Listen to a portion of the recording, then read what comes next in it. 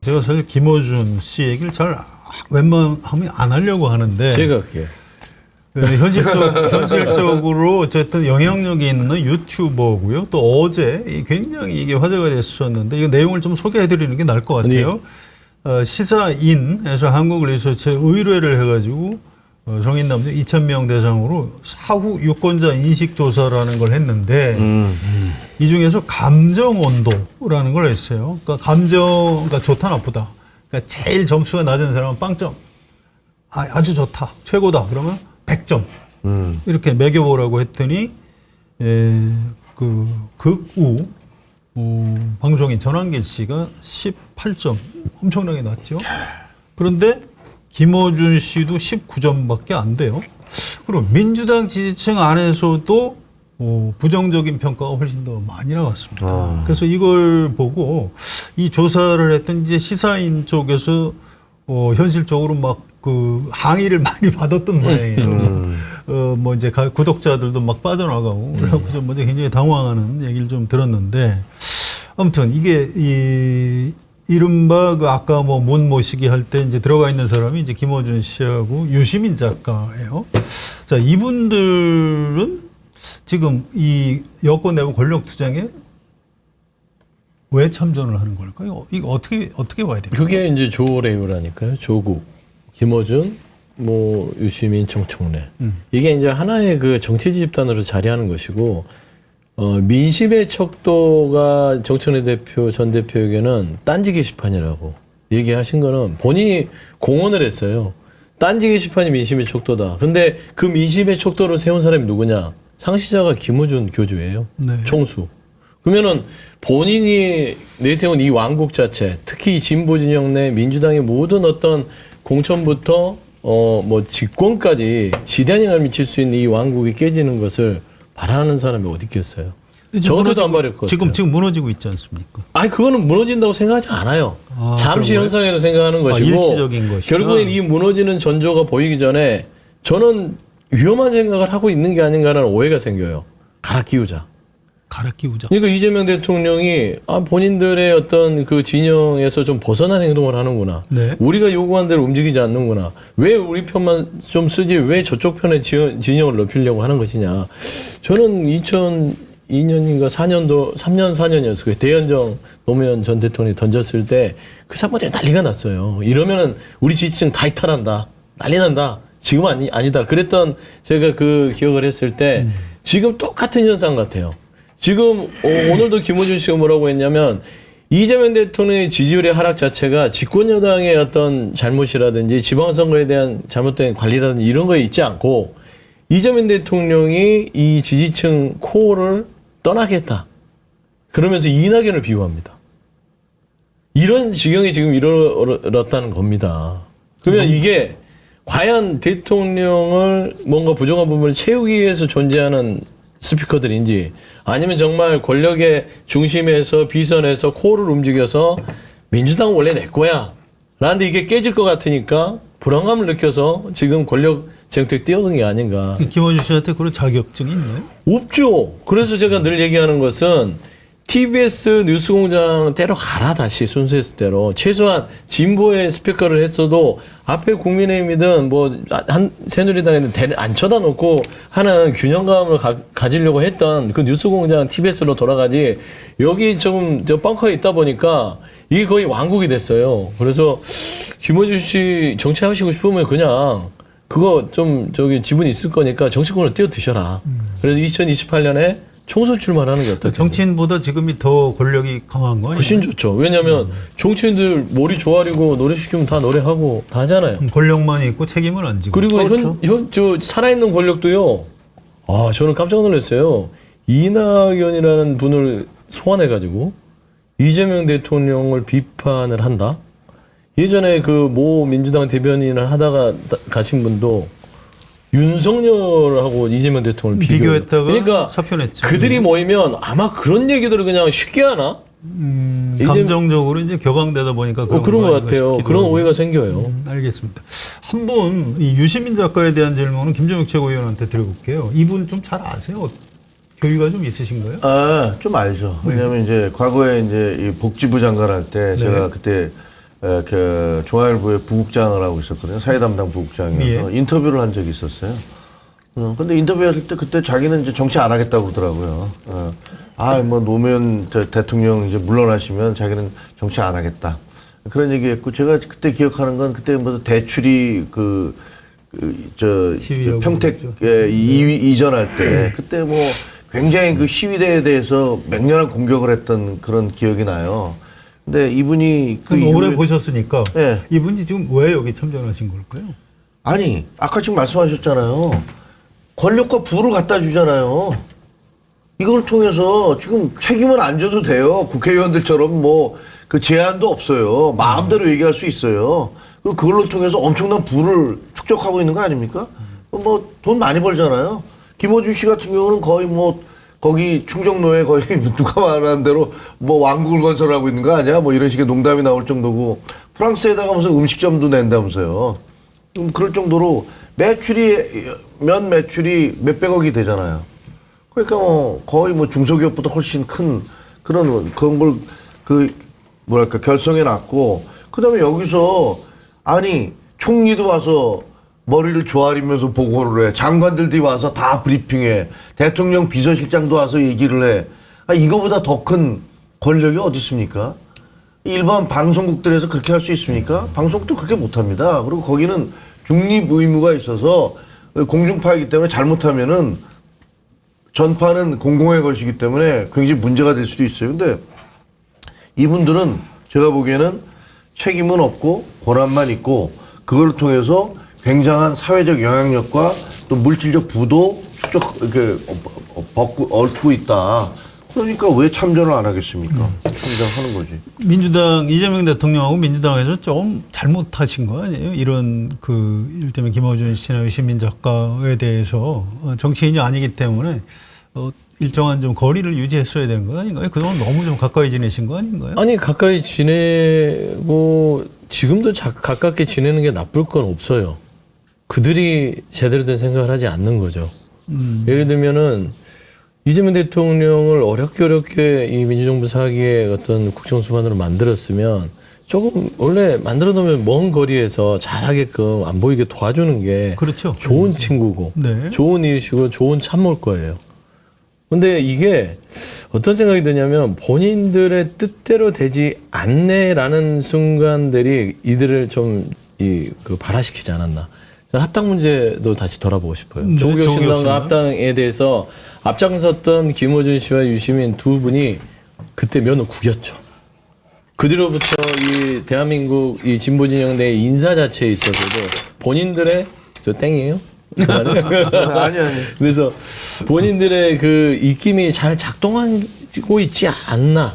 그러니까 보수 인사도 예전엔 본인들하고 좀 그 논의를 하고 썼을 텐데 그런 것도 없이 그냥 대통령이 결정해서 청와대에서 하고 있는 부분이 좀 불만이지 않았을까.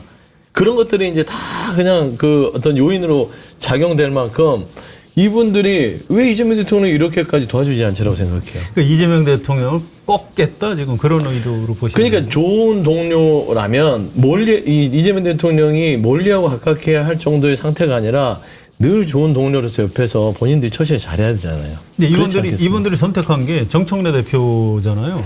그거 오래됐죠, 2년이. 그렇죠. 예. 그런데 그러면 이재명 대통령을 무력화시키고 정청래 중심으로 정권 재창출하자 지금 그런 얘기인가요? 그럴 가능성이 크다고 지금 정치권에서 보고 있는 거예요. 그리고 구도 자체도 그렇게 흘러갈 수밖에 없어요. 그게 가능한가요?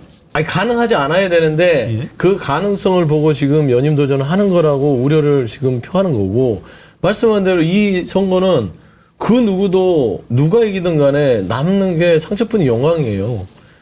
예를 들어서 없어요, 아니 그러니까 예를 들면 이제 그런 표현이죠. 대통령이 원하는 대로 그다음 이 집권 세력 당 대표가 정책위 대표가 아니면 좋겠다라는 그런 의사가 이루어졌다. 그러면 당내에서 그러면은 지금 현재 있는 조오레요 이 세력이 없어지냐 그러진 않아요. 그러면 이제 또 갈등의 구도 속에서 가는 거고. 네. 정청래 대표가 되면 말씀한 대로 완전히 대통령 레임덕으로 가는 거고. 뭐가 남아요? 제일 좋은 거는 정청래 대표가 이런 상황들을 가운데서 중재하면서 본인이 좀 억울하더라도 불출마하고 우리 대통령 중심으로 모이자. 그 다음에 새로운 지도부에 힘을 실어주겠다 이러면 얼마나 아름답게 끝납니까? 유일하게 정청래 대표가 연임을 도전하기 때문에 이 갈등은 생긴 것이다. 지금 뭐 이게 상황이 좀 좋아질 가능성은 거의 전혀 없다고 없습니다. 보시는군요. 이제 시작이에요. 이게 저는 그런 생각이 들어요. 그 전에 조국 혁신당하고 합당 문제도 있었고 유시민 작가가 이제 ABC 이런 얘기 했을 때 옛날에 하얀 바지 입고 국회에 등단해서 이분이 백바지라는 별명을 얻으셨고요.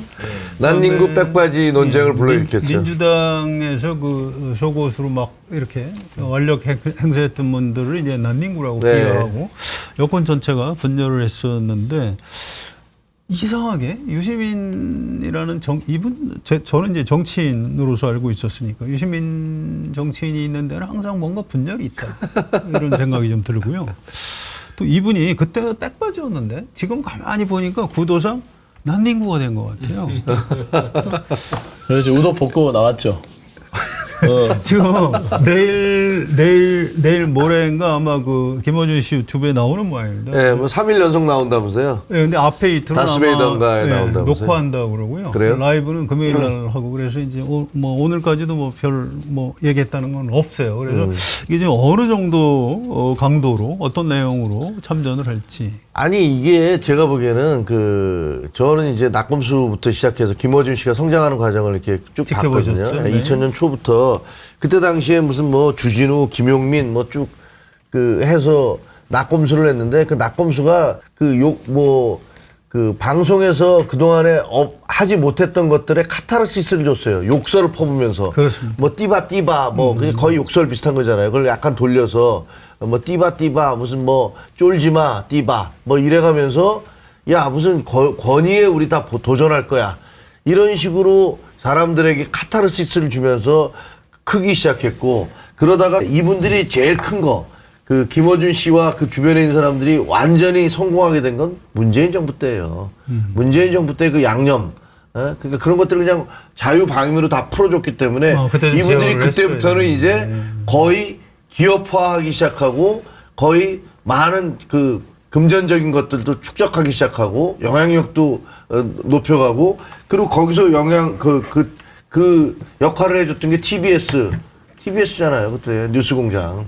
그러다가 이게 안 되니까 나 이제 겸손 힘들다 뭐 뉴스공장으로 바뀌었긴 했는데 제가 보기에 이분들은 지금 80년대 운동권 어떤 문화의 가장 큰 수혜자이자 또 자기들이 그런 것들을 실현하는 소명의식 같은 것도 갖고 있는 것 같아요. 그러니까 이명박 박근혜 정권 때는 뭐 이제 야권이니까 좀 카타르시스도 좀 필요하고 그런 역할이 있었는데 지금 사실은 어떻게 보면 권력 집단 안에 들어있거든요. 그래서 그런 부분을 조금 자제하고 절제하고 했어야 되는데 거기에서 뭔가 좀 역할성이 좀 잘못된 것 같다는. 이게 앞서 얘기했듯이 그 민심의 척도를 세운 곳이라니까요.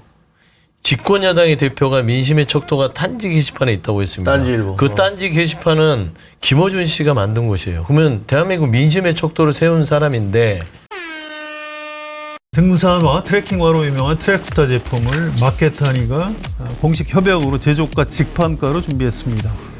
트랙스타는 발볼이 넓은 한국인의 평균 발 모양에 맞춘 상품을 만들어서 국내뿐만 아니라 세계 시장에서 더욱 인정받는 브랜드입니다. 특히 손을 쓰지 않고도 편하게 신을 수 있는 트랙스타 핸즈 프리 제품이 큰 인기를 얻고 있습니다. 인터넷 최저가와 비교해도 25% 정도 저렴한 가격으로 만날 수 있습니다. 주문 방법은 유튜브 화면 좌측 하단 클릭해서 바로 주문 가능하고요. 주소창에 마켓하니 입력 후에 검색해서 주문하셔도 됩니다. 010-2885-3244 전화 주문도 가능합니다.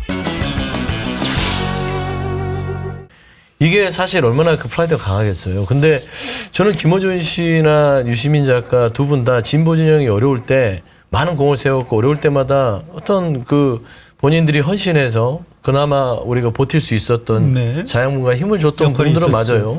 공이 있어요. 다 잘못한 게 아니라. 근데 지금 현재에 있을 때 말씀한 대로 어렵게 거의 죽었다 살아난 이 야당 대표가 대통령이 됐잖아요. 그리고 이제 집권 1년, 2년, 그리고 새로운 어떤 진보, 그런 정치, 통합, 포괄하는 그런 그 새로운 시대를 만들려고 하면 거기에 대해서 좀 뭔가 좀 협조해주는 빅스피커 역할을 해줘야 되는데 가만히 보면 겸손인들은 공장이 뭐냐면 정치인들을 진보 지역 내 정치인들 줄 세우는 곳이 돼버렸어요. 그렇죠. 말씀한 대로 저도 의아했던 게 아니 많은 우리 당원들이 구독자로 있으니까 거기를 가서 말하는 게 영향력으로 바로 피부에 느껴지니까 가요. 근데 그게 이제 즐기기 시작하는 게 당대표가 가요. 그 다음에 사무총장이 가요. 정책위장이 가요. 아니 당무복을 왜 거기서 하는 느낌이에요. 물론 이제 당원들이 보고 있으니까 그 플랫폼을 이용해서 당원들에게 보고는 하는 거지만 꼭 거기 가서만 그렇게 해야 되냐. 그러면 진행하는 김어준 씨는 뭐가 되냐면 정말 비선 총수가 되는 거죠. 우리 당내. 거기에다가 가끔은 정부에 있는 총리도 가고 장관도 가고 막 간단 말이에요. 그러면 사실상 김어준 씨는 이 영향력을 잃고 싶지 않다는 생각을 갖는 건 저 인지상정으로도 그거 이해는 할 만해요. 하지만 그럼에도 불구하고 이렇게 지금 살아있는 권력, 집권 2년차 이재명 대통령을 흔들어 대는 듯한 모습. 이거는 조금 심상치 않다라고 이번 당원대회에서 그 부분에 대한 논쟁도 불가피하게 벌어질 거. 그럴 것 같습니다. 근데 옛날에 그 이른바 레거시 미디어라는 곳에서 뭐 특정 신문 얘기해서 그렇지만 조선일보 같은 경우 조선일보에 대한 불매운동 그때 진중권 씨가 앞장섰었죠. 엄청나게 공격을 했었는데 그 이유가 조선일보가 무슨 밤의 대통령이냐. 대통령 낮에 하는 거고 실질적으로 신문 이제 밤에 만들잖아요. 조간신문이니까. 그러니까 여론을 형성하거나 그 대한민국을 오피니언들을 다 움직이는 것들은 조선일보가 밤에 했다. 그래서 뭐 밤의 대통령 얘기도 나오고 그랬어요. 그걸 놓고서 뭐 이른바 그 시민사회에서 야 대통령 우리가 뽑는 건데 니들이 뭔데 그 권력을 쥐고 흔드는 밤의 대통령이라는 행세를 하느냐 이렇게 공격을 했던 거거든요. 근데 지금 김어준 씨가 하는 거 보면 이건 낮의 대통령이야. 얘 밤의 대통령도 아니고 네. 아침에 대통령. 아침의 대통령. 본인이 무슨 다 와서 총리도 와, 뭐 무슨 누구 장관들도 와, 당 대표도 와, 사무총장도 와. 와서 그 앞에서 뭐 옆에서 킥킥대고 웃으면서 뭐 절도 시키고 노래도 하게 시키고 이게 도대체가 가능한 건지 잘 모르겠어요. 이게 너무 권력이 커져서 이제는 본인 자체가 본인도 이제 뭐 둔감해진 것 같다는 느낌이 들어요. 자기 스스로의 권력에 대해서. 그렇습니다. 어쨌든 이 부분은 민주당의 지지층하고 당원들이 어느 정도 판단을 해주실 수밖에 없을 것 같아요. 앞으로도 아마 이 얘기를 더 해야 될 것 같고요. 이 얘기만 계속 할 수는 없고 네. 좀 넘어가겠습니다.